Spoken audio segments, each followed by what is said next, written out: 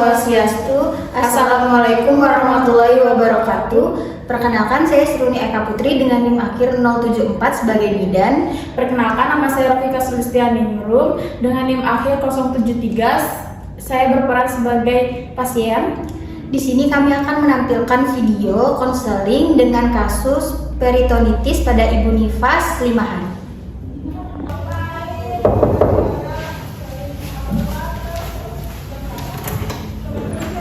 Selamat pagi, Ibu. Silakan, Ibu.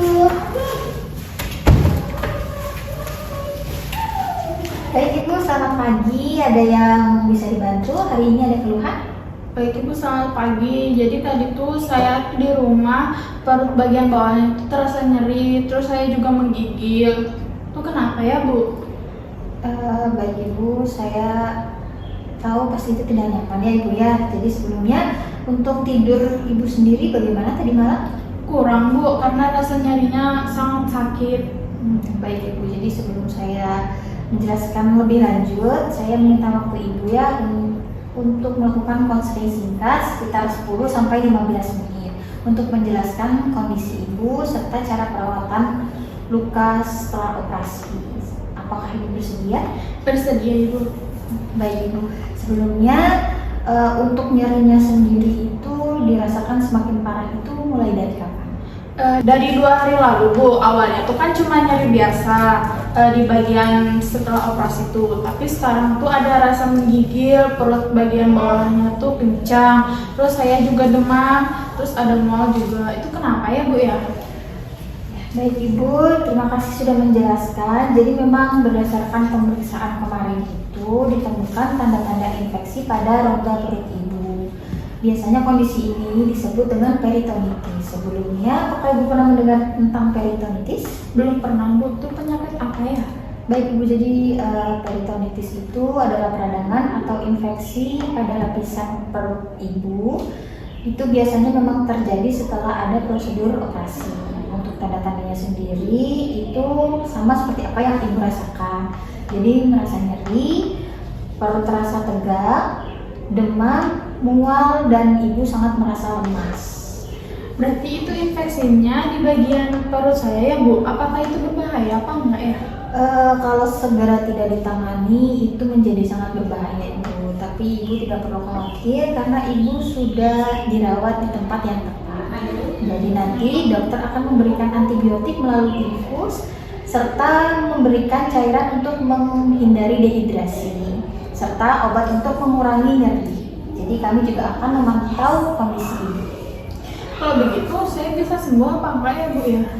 Insya Allah bisa Ibu, asalkan Ibu mau mengikuti anjuran pengobatan, menjaga kebersihan luka, serta istirahat yang cukup.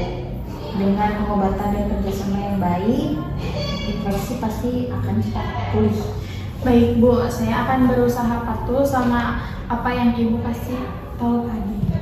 Baik Ibu, bagus sekali ya. Jadi untuk mempercepat proses penyembuhan, di sini saya akan memberitahu Ibu beberapa hal. Jadi yang pertama, Ibu harus memiliki waktu istirahat yang cukup, hindari pergerakan terlalu berlebih, serta hindari untuk mengangkat benda-benda yang berat. Yang kedua, Ibu bisa menjaga kebersihan luka operasi. Jangan biarkan sampai perbannya itu basah, kotor, atau mungkin nanti pada lukanya ada cairan atau berbau tidak sedap. Itu Ibu bisa langsung pergi ke fasilitas terdekat ya Ibu ya. Lalu yang ketiga, Ibu bisa mengkonsumsi makanan yang bergizi serta tinggi protein. Itu contohnya seperti telur, ayam, ikan, tempe, dan tahu. Itu bisa membantu proses penyembuhan luka. Serta yang terakhir itu ada hindari makanan pedas, berlemak, dan bersantan Ibu ya, supaya Ibu tidak merasa takut. Ya Ibu, saya paham. Tapi saya mau tanya Ibu, saya kan masih menyusui. Apakah obat yang diberikan tadi tidak berbahaya ya sama anak saya nanti? Baik, itu pertanyaan yang bagus ya. Jadi sebagian antibiotik itu sudah dikonfirmasi aman untuk Ibu menyusui. Jadi Ibu tidak perlu khawatir. Nanti dokter akan memilihkan obat yang aman untuk Ibu dan bayi yang tidak mengganggu produksi ASI.